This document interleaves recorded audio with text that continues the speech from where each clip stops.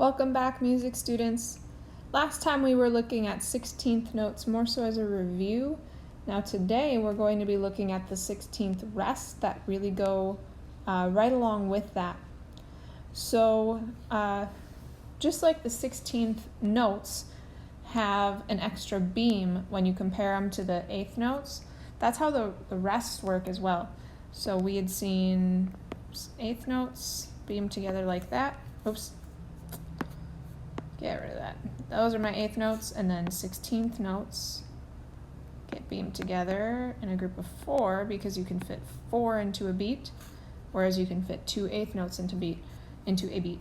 Or we saw how you could have one of them by themselves with a flag, and a 16th note gets the extra flag. Now rests are pretty much the same. That was the 8th rest that we learned a long time ago.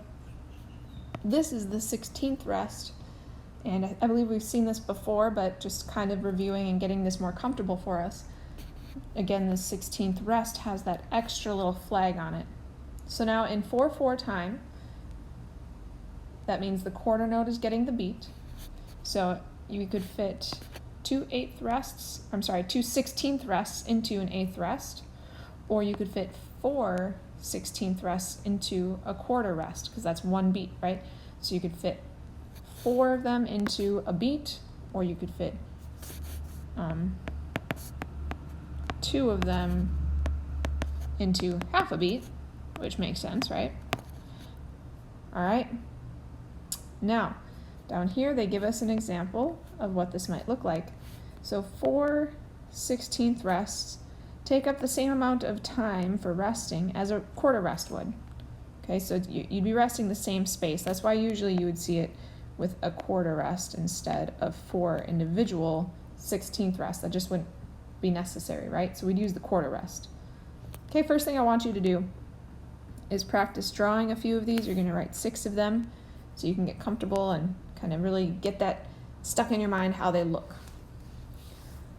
If you would like to pause at this point and get your own exercises open so you can kind of work along with me, and then you can pause as you're going through, that'd be great. Otherwise, you can just watch this and then go do the assignment later. So in the first section, obviously you can try clapping it if you'd like, but you do not have to clap it.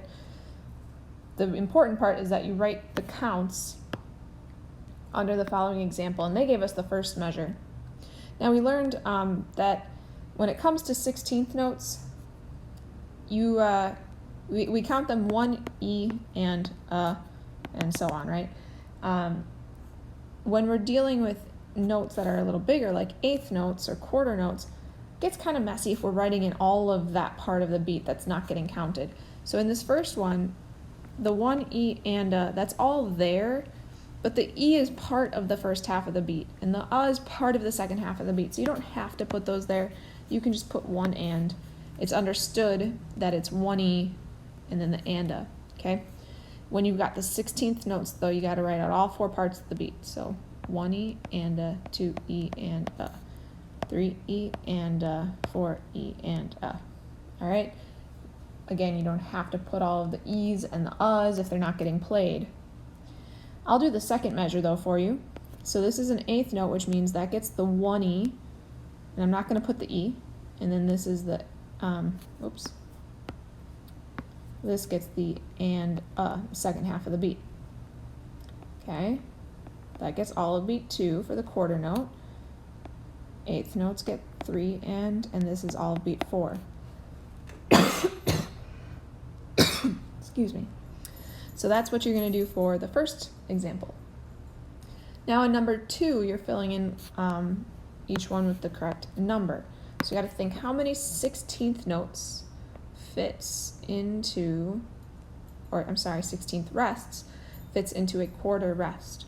Well, a quarter rest is 1 beat, and we learned that we can fit 4 16ths into a beat, right? So over here, how many 16ths can I fit into a half rest? Well, a half rest is how many beats? 2 beats, right? So if I can fit 4 in every beat, 4 times 2, that's going to be 8. Now you can figure out the other 2.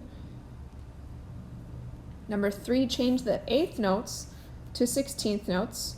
and then add 16th rests between them. So I'm going to change it to an 8th note by just adding a second little flag onto it, and then I'm going to put a 16th rest in between.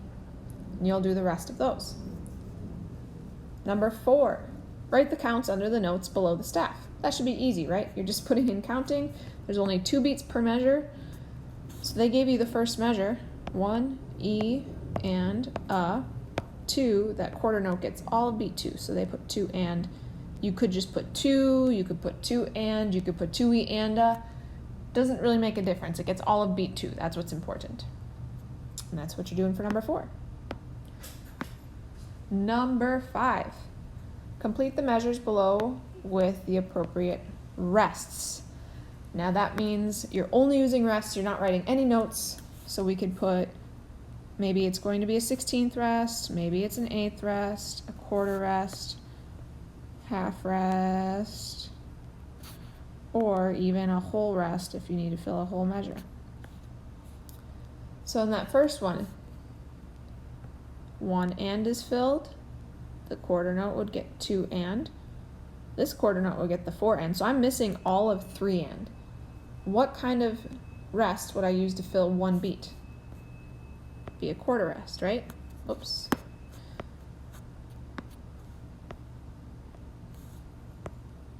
There we go.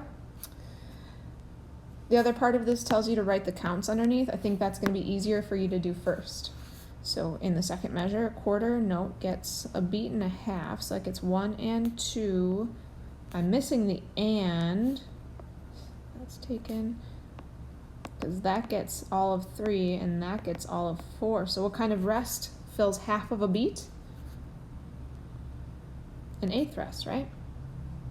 So you'll finish the last 2 measures there by filling in the counting and missing rests.